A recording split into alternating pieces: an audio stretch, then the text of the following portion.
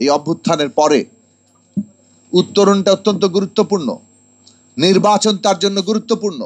আমরা বিচার চাই, সংস্কার চাই, সংস্কারের রূপরেখা তৈরি হয়েছে এবং সেটা ঐকমত্যের ভিত্তিতে হতে হবে। কিন্তু একদল আমি যা চাই সেটাই চাপিয়ে দিতে চাচ্ছেন, এমনকি তারা সেটার জন্য নির্বাচনকে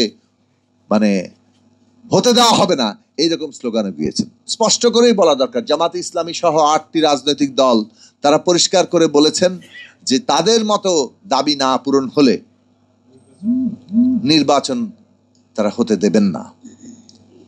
এইটার অর্থ কি? এই হুমকি তারা কাকে দিচ্ছেন? তাদের মত শুনতে হবে, এই জবরদস্তির রাজনীতি একমাত্র নয়। এটা যদি অপরপক্ষ বিএনপিও দেয় তাহলে আমাদের ভাবতে হবে যে এখানে আসলে এইটা কি জবরদস্তির রাজনীতির পুনরাবৃত্তি হচ্ছে? আমরা কোনো জবরদস্তির রাজনীতিকে সমর্থন করব না। আমরা মনে করেছি যে ন্যূনতম জাতীয় ঐকমত্যের ভিত্তিতে আমাদের এই গণতান্ত্রিক উত্তরণটা করতে হবে এবং সেই লক্ষ্যে আমরা আমাদের দল এবং গণতন্ত্র মঞ্চ আমরা সর্বদা এই ক্ষেত্রে আমাদের অঙ্গীকারকে সবসময় স্পষ্ট রাখতে চেষ্টা করেছি এবং সেটা এখন পর্যন্ত চালিয়ে আছি। ন্যূনতম জাতীয় ঐকমত্য ছাড়া চাপিয়ে দেওয়ার রাজনীতি দিয়ে কিংবা কোনো কর্মসূচি দিয়ে, কোনো লক্ষ্য দিয়ে কোনোভাবেই এই গণতান্ত্রিক উত্তরণ সফল হবে না।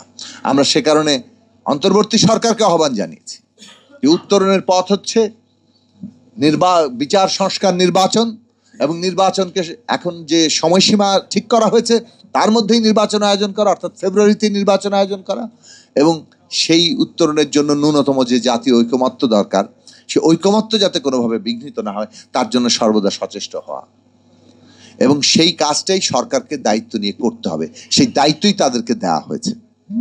কিন্তু আমরা রাজনৈতিক দলগুলোর প্রতি আহ্বান জানাই, নিজেদের স্বার্থকে চাপিয়ে দিতে গেলে দেশে একটা বড় ধরনের সংকট সৃষ্টি হবে। সেই সংকটে কোনো রাজনৈতিক দলেরই আপাতত এখানে তারা যেভাবে ভাবছেন যে স্বার্থ উদ্ধার হবে সেটা হবে না, বরং ফ্যাসিস্টরা এবং তাদের দেশি বিদেশি মিত্রদেরই সহায়তা হবে।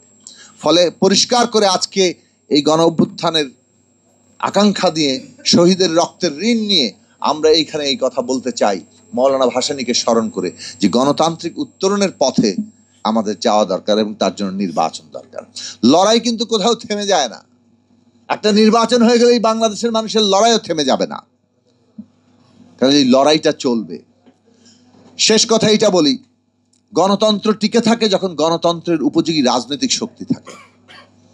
যদি সমাজের অর্থনীতির ন্যায্যতা না থাকে, যদি সাংস্কৃতিক সামাজিক জীবনের ন্যায্যতা না থাকে, রাজনৈতিক জীবনের আপাত কিছু পরিবর্তন পুরো ন্যায্যতা প্রতিষ্ঠা করতে পারে না এবং সেটা করতে হলে সেই উপযোগী শক্তিটা তৈরি হতে হয়। নিঃসন্দেহে আমরা গণতন্ত্র মঞ্চ যখন জোট হয়েছি, আমরা যখন আমাদের দল গড়ে তুলেছি, আমরা সেই ন্যায্যতার উপর দাঁড়াতে চেয়েছি। আমরা জনগণের পক্ষের একটা শক্তি হয়ে উঠতে চাই। একটি সিট, 2টি সিটের জন্য আমরা কারো পেছনে হাঁটছি না। আমরা একটা বাংলাদেশের জরুরি জাতীয় কর্তব্য মনে করি, সেটা হচ্ছে এই মুহূর্তে রাষ্ট্রের পুনর্গঠন, জাতীয় পুনর্গঠন, নতুন রাজনৈতিক বন্দোবস্ত প্রতিষ্ঠা। সেই ক্ষেত্রে যে যুগপৎ লড়াই করেছি ফ্যাসিস্টের বিরুদ্ধে, সেই কাজ সম্পন্ন করা পর্যন্ত আমরা আমাদের দায়িত্ব এবং কর্তব্য, জাতীয় কর্তব্য আমরা পালন করব। কিন্তু এটা মানে নয় যে আমরা কোনো দলের লেজুর বৃত্তি করছি।